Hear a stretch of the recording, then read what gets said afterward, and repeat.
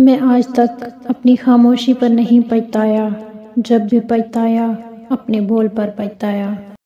اپنے حصے کا کام کیے بغیر دعا پر بھروسہ کرنا حماقت ہے، اور اپنی محنت پر بھروسہ کر کے دعا سے گریز کرنا تکبر ہے۔ شیخ سعدی رحمۃ اللہ علیہ نے فرمایا، آپ کے اخلاق کی قدر بھی لوگ اس وقت کریں گے جب آپ کے پاس دولت اور طاقت ہو۔ غریب کتنا ہی خوش اخلاق ہو، لوگ اس کے اخلاق کو اس کی مجبوری سمجھتے ہیں۔ حکایات شیخ سعدی رحمۃ اللہ علیہ۔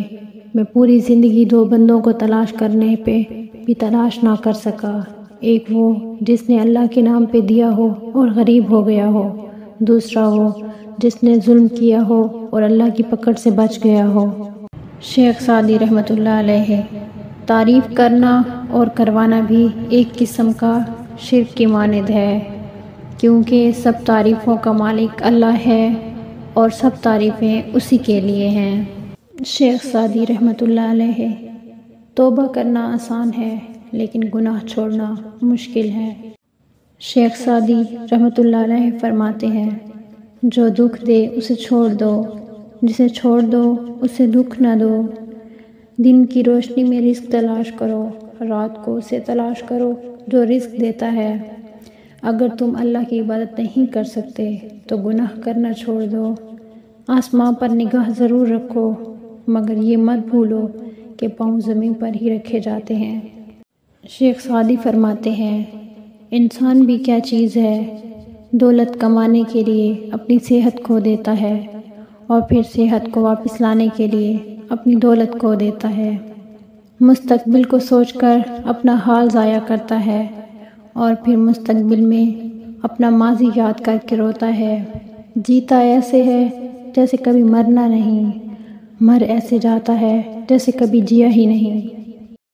شیخ سعدی رحمۃ اللہ علیہ فرماتے ہیں، تم اپنی ہزار غلطیوں کے باوجود اپنے آپ سے محبت کرتے ہو، لیکن دوسروں کی ایک غلطی کی وجہ سے ان سے نفرت کیوں کرنے لگ جاتے ہو؟ یا تو خود غلطیاں کرنا چھوڑ دو یا دوسروں کو معاف کرنا سیکھ لو۔ مظلوم کی تکلیف تو چند ساعت کی ہوتی ہے، مگر ظالم ابدی مصیبت میں مبتلا ہو جاتا ہے۔ جو تیرے سامنے اوروں کی برائی کرتا ہے، وہ اوروں کے سامنے تیری بھی برائی کرتا ہے۔ فرمان شیخ سعدی رحمۃ اللہ علیہ۔ صبر کا دامن ہاتھ سے نہ چھوڑو، ہر کام آسان ہونے سے پہلے مشکل ہوتا ہے۔ حکایات۔ تو نیک ہو اور لوگ تجھے برا کہیں، یہ اس سے اچھا ہے کہ تو برا ہو اور لوگ تجھے نیک کہیں۔